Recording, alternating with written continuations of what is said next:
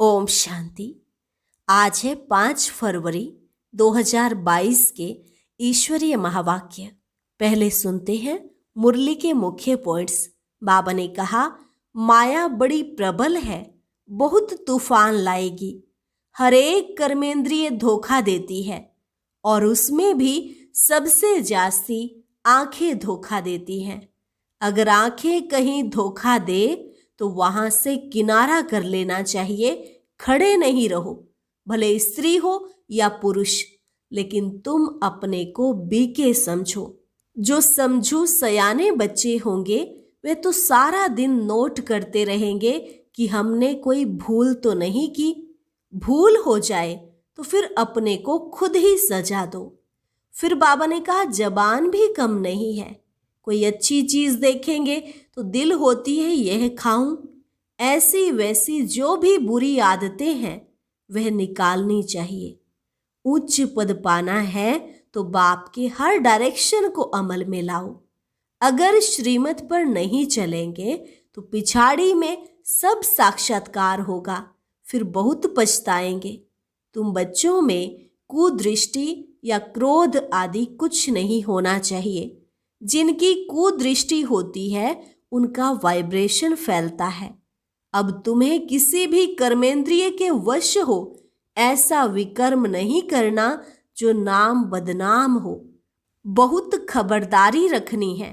भाई बहन की दृष्टि पक्की होनी चाहिए। और लास्ट में बाबा ने कहा, यह पढ़ाई बहुत जबरदस्त है, इसमें बहुत कमाई है। पढ़ाई से ही तुम्हें विश्व की बादशाही मिलनी है। तो ये कभी नहीं कहना चाहिए कि फुर्सत नहीं मिलती।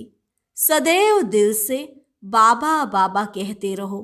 बाबा कहते ही आंखों से प्रेम के आंसू आ जाएं। और अब सुनते हैं महावाक्यों को विस्तार से। मुरली का सार। मीठे बच्चे, समझदार बन अपना पोता मेल देखो। कोई कर्मेंद्रिय धोखा तो नहीं देती है। सारे दिन में कोई भूल हो तो अपने आप को सजा दो।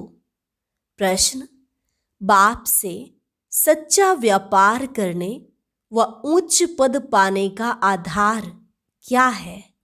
उत्तर, बाप से सच्चा व्यापार करना है तो बाप के हर डायरेक्शन पर चलो।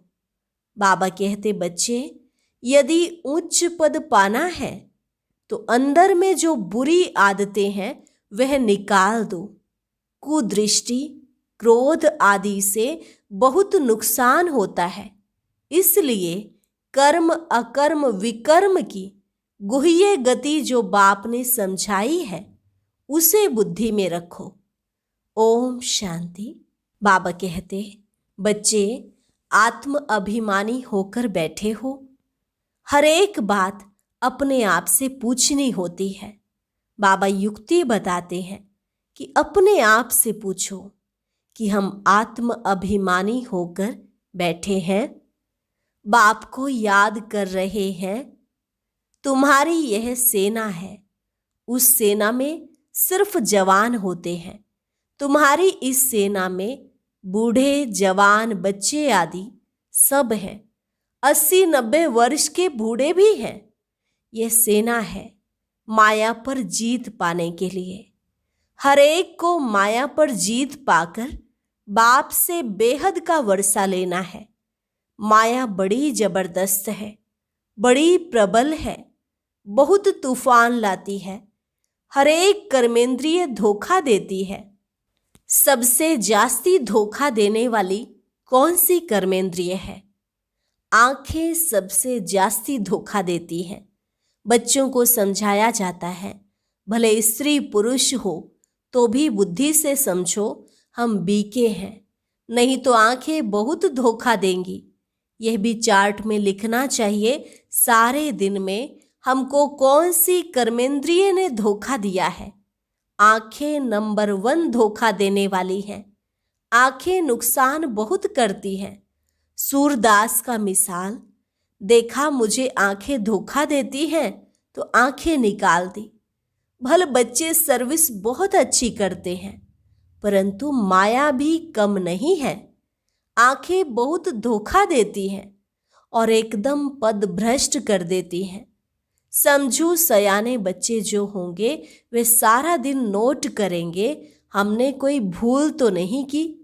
भक्ति मार्ग में भी अपने को चमाट मारते हैं कि याद रहे, फिर यह काम नहीं करेंगे। वैसे भी इसमें भी जांच रखो। अगर आंखें कहाँ धोखा दें तो अपने को सजा दो। किनारा कर चला जाना चाहिए, खड़ा होकर देखना नहीं चाहिए। सन्यासी लोग बहुत करके आंखें बंद कर बैठते हैं, स्त्री को देखते ही नहीं हैं। वहां पुरुषों को आगे, स्त्रियों को पिछाड़ी में बिठाते हैं। यहाँ भी तुम बच्चों को मेहनत करनी है। विश्व का राज्य पाना कोई मासी का घर नहीं है। अभी तुम बच्चे हो संगम युग पर। बाबा कहते हैं संगम के साथ साथ पुरुषोत्तम अक्षर जरूर लिखो जो किसको भी समझाने में सहज हो। पुरुषोत्तम संगम युग, जबकि तुम मनुष्य से देवता बनते हो।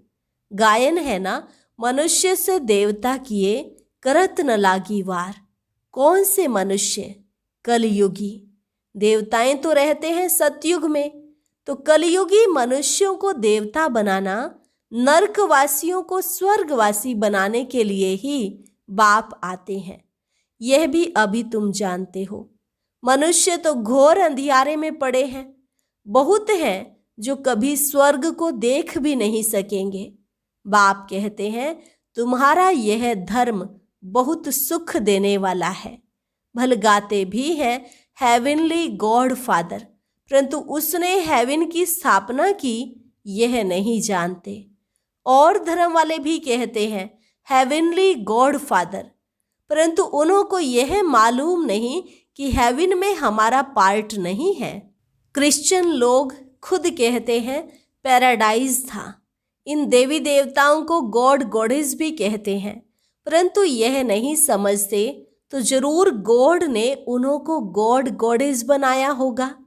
तुमको बाप अब ऐसा बना रहे हैं तो तुमको मेहनत भी करनी चाहिए। अपने से रोज पूछो मुझे कौन सी कर्मेंद्रिय धोखा देती है। जबान भी कम नहीं है। अच्छी चीज देखेंगे तो दिल होगी यह खाऊं। आगे तुम बच्चों की कचहरी होती थी, भूल बताते थे। शिव बाबा के यज्ञ से कोई चीज चोरी करना बड़ा खराब है, परंतु माया नाक से बहुतों को पकड़ती है। तो बाप कहते हैं बच्चे, बुरी आदतें जो हैं वह निकालनी चाहिए, नहीं तो उच्च पद पा नहीं सकेंगे। भले स्वर्ग में जाएंगे, परंतु कहाँ राजा कहाँ प्रजा। प्रजा में भी गरीब साहूकार होते हैं। तो कर्मेंद्रियों की बहुत संभाल रखनी चाहिए, पोतामेल रखना चाहिए। यह भी व्यापार है ना, कोई बिरला ही यह व्यापार करे। बाप समझाते हैं बच्चे, अगर मेरे से व्यापार करना है, उच्च पद पाना है, तो डायरेक्शन पर चलो। माया तुमको भुलाएगी जरूर। अगर बाप की मत पर नहीं चलेंगे तो पिछाड़ी में सब साक्षात्कार होंगे, फिर तुम बहुत पछताएंगे। अभी तो सब कहते हैं हम नर से नारायण बनेंगे, परंतु अपने आप से पूछते रहो, बाबा के डायरेक्शन को अमल में लाओ तो बहुत उन्नति होगी। सारे दिन का पोता मेल निकालो। आंखों ने कहाँ धोखा तो नहीं दिया। मंजिल बहुत ऊंची है, इसलिए 8 रत्न ही पास विद ऑनर निकलते हैं। भल 9 रत्न भी होते हैं, उसमें नंबर 1 तो है बाबा। बाकी 8 रत्न, जब कोई ग्रहचारी बैठती है तो 8 रत्न की अंगूठी पहनते हैं, तो पास विद ऑनर 8 ही निकलते हैं। बाकी को कुछ न कुछ दाग लगते हैं। इसमें बड़ी मेहनत है। रावण राज्य है ना, सतयुग में यह बातें ही नहीं होती, क्योंकि रावण राज्य है नहीं। उच्च पद देने लिए भगवान तुमको पढ़ाते हैं। विचार करो, गुरु भी करते हैं ना। यह तो सतगुरु है, उन्होंने तो सर्वव्यापी के है, बाप से बेमुख कर दिया है। तुम समझा सकते हो। बाप कहते हैं मामेकम याद करो, मैं पतित पावन हूँ। फिर तुम कहते हो ठिक्कर भीतर में है। अब बाप कहते हैं तुम सब आसुरी मत पर मेरी ग्लानि अपकार करते आए हो। अब हमको सब पर उपकार करना है।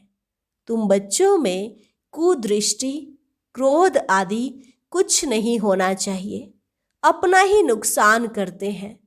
कुदृष्टि होती है तो उनका भी वाइब्रेशन आता है, दूसरे को भी कशिश होती है। बाबा घड़ी घड़ी बच्चों को ध्यान खिंचवाते हैं। बच्चे अपने को देखो कि कोई भी कर्मेंद्रिय के वश हो, विकर्म तो नहीं बनाया। यह है विक्रम संवत। पहले था विक्रमाजीत संवत, फिर जब विकर्म करना शुरू करते हैं तो विक्रम संवत होता है। अब बाप बच्चों को कर्म अकर्म विकर्म की गति भी समझाते हैं। कर्म तो करना ही होता है। सतयुग में तुम्हारा कर्म अकर्म बनता है। यह सब बातें तुम अभी जानते हो, दूसरे तो बिल्कुल घोर अंधियारे में हैं। तुमको अभी बाप ज्ञान का तीसरा नेत्र देते हैं। त्रिनेत्री त्रिकालदर्शी बनाने वाला एक ही बाप है। इस ड्रामा के राज को कोई बिल्कुल ही नहीं जानते। तुम मूल वतन, सूक्ष्म वतन, स्थूल वतन सबको जानते हो। आधा समय के बाद फिर दूसरे धर्म आते हैं जो वृद्धि को पाते हैं। उनको गुरु नहीं कहेंगे। गुरु तो एक के सिवाय कोई है नहीं, अर्थात सद्गति करने वाला एक ही है। अब सबकी सद्गति होनी है। उनको धर्म स्थापक कहा जाता है, न कि गुरु। तो उनको याद करने से कोई सद्गति नहीं होगी, विकर्म विनाश नहीं होंगे। उसको भी भक्ति कहा जाता है। ज्ञान की लाइन में सिर्फ तुम ही हो। यह है पांडव सेना। तुम सब पंडे हो, शांति धाम और सुख धाम में ले जाने वाले। तुम्हारी बुद्धि में है, हम गाइड्स हैं। बाबा भी लिबरेटर और गाइड है, हर एक को लिबरेट करते हैं। बाबा कहते हैं मुझे याद करो तो विकर्म विनाश होंगे। फिर अगर कोई विकर्म किया तो 100 गुना दंड हो जाता है। इसलिए जहाँ तक हो सके विकर्म नहीं करो, जो नाम बदनाम हो। विकर्म करने से फिर वृद्धि हो जाएगी। इसलिए अब बहुत खबरदारी रखना। भाई बहन की दृष्टि बहुत पक्की चाहिए। हम ब्रह्मा के बच्चे, शिव के पोत्रे हैं। शिव बाबा ने हमसे प्रतिज्ञा की है, फिर भी माया बहुत धोखा देती है। कहना बड़ा सहज है, हम लक्ष्मी नारायण बनेंगे, परंतु डायरेक्शन पर भी अमल करना पड़े। स्त्री पुरुष सारा दिन यह ज्ञान की बातें आपस में करते रहे।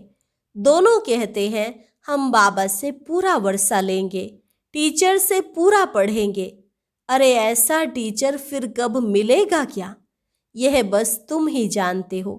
देवताएं भी बाप को नहीं जानते तो और धर्म वाले कैसे जानेंगे? अब तुमको बाबा सारी सृष्टि के आदि मध्य अंत का ज्ञान सुना रहे हैं। यह ज्ञान फिर प्राय लोप हो जाएगा। मैं ही प्राय लोप हो जाता हूँ तो फिर यह ज्ञान कहाँ से मिलेगा? बाबा बच्चों को युक्ति बताते हैं तो हमेशा याद रखो कि हमको शिव बाबा सुनाते हैं। यह जानते हैं मैं भी शिव बाबा से वर्षा ले रहा हूँ। यह भी स्टूडेंट लाइफ में है। तुम भी मनुष्य से देवता बनने के लिए पढ़ रहे हो। देवताएं होते हैं सतयुग में, कलयुग में मनुष्य हैं, उसमें भी अनेक धर्म है। यह बहुत समझने की बातें हैं। यहाँ आते तो बहुत हैं, फिर भी तकदीर में नहीं है तो कहते हमको संशय आता है। शिव बाबा इसमें कैसे आकर पढ़ाते हैं, मैं नहीं जानता हूँ। अरे शिव बाबा अगर ना आए तो भला शिव बाबा को याद कैसे करेंगे जो तुम्हारे विकर्म विनाश हो? उनकी याद के बिना तो विकर्म विनाश हो न सके। सजाएं बहुत खानी पड़ेंगी, बाकी पाई पैसे का पद मिलेगा। यह राजधानी बन रही है। राजाओं के आगे दास दासियां भी होते हैं ना। बाबा से पूछो कि हमारा शरीर अब छूट जाए तो हम क्या जाकर बनेंगे, तो बाबा सब कुछ सुना देंगे। नंबरवार तो है ना। यह पढ़ाई बड़ी जबरदस्त है, इसमें कमाई बहुत है। मनुष्य कमाई के लिए कितने हैरान होते हैं। रात दिन बुद्धि उसमें लगी रहती है, सट्टा लगाते रहते हैं। तुम्हारे पास भी बड़े व्यापारी लोग आते हैं, कहते हैं क्या करें, फुर्सत नहीं है। अरे विश्व की बादशाही मिलती है, सिर्फ शिव बाबा को याद करना है। अपने इष्ट देव को भी याद तो करते हो ना। कोई देवता को याद करने से विकर्म विनाश नहीं होंगे, इसलिए बाबा बार बार समझाते रहते हैं ताकि कोई ऐसे ना कहे कि हमको कोई ने समझाया नहीं। तुम बच्चों को हर एक को पैगाम देना है। एरोप्लेन से पर्चे गिराना भी बहुत अच्छा है। कोई ऐसा न रह जाए जो कहे कि हमको मालूम ही नहीं पड़ा कि बाबा आया है, इसलिए यह सब करना पड़ता है। ब्रह्मा है शिव का पहला बच्चा, प्रजापिता ब्रह्मा, वह भी बाप ठहराना। ब्रह्मा द्वारा शिव बाबा स्वर्ग की स्थापना करते हैं। बाबा कहते हैं मैं इन द्वारा आदि सनातन धर्म की स्थापना कर रहा हूँ। होवनहार विनाश के बाद विश्व में सुख शांति पवित्रता होगी। कल्प कल्प ऐसे स्वर्ग की स्थापना होती है। सदैव बाबा बाबा कहते रहो। बाबा कहने से ही आंखों से प्रेम के आंसू आ जाए। बाबा आपसे कब मिलेंगे, परंतु जो सम्मुख बैठे हैं वह मानते नहीं और नहीं देखने वाले तड़फते हैं।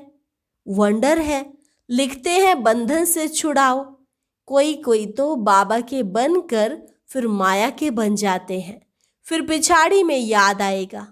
मरने समय सबको कहते हैं राम राम कहो, फिर अंत में कशिश होगी। समझेंगे बाबा की याद से हम विकर्म तो विनाश करें। बाबा कहते हैं मीठे मीठे बच्चे अपना कल्याण करो, बाप की श्रीमत पर चलो, सबको संदेश देते रहो। एरोप्लेन से कोई कोई को पर्चा मिला तो वह जग गए। हिस्ट्री सुनाना। सारे विश्व में, खास भारत में सुख शांति तो स्थापन होने ही है। अच्छा, मीठे मीठे सिके लधे बच्चों प्रति माता पिता बाप दादा का याद प्यार और गुड मॉर्निंग। रूहानी बाप की रूहानी बच्चों को नमस्ते।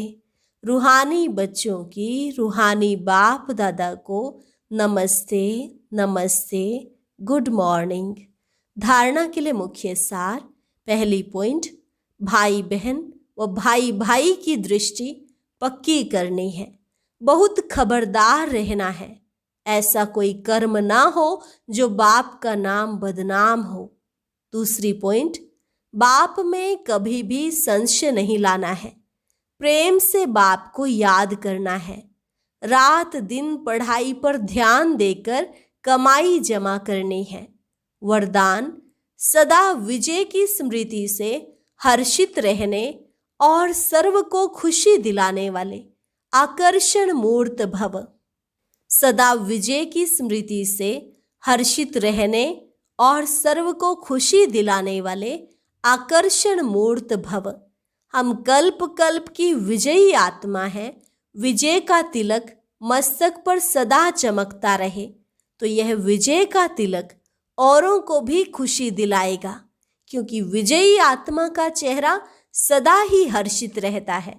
हर्षित चेहरे को देखकर खुशी के पीछे स्वतः ही सब आकर्षित होते हैं। जब अंत में किसी के पास सुनने का समय नहीं होगा, तब आपका आकर्षण मूर्त हर्षित चेहरा ही अनेक आत्माओं की सेवा करेगा। स्लोगन, अव्यक्त स्थिति की लाइट चारों ओर फैलाना ही लाइट हाउस बनना है। अव्यक्त स्थिति की लाइट चारों ओर फैलाना ही लाइट हाउस बनना है। अच्छा, और अब सुनते हैं आज का अव्यक्त ज्ञान मोती। ये एक बहुत संस्कारितापूर्ण वीडियो है, जरूर देखें, कोई भी मिस ना करे।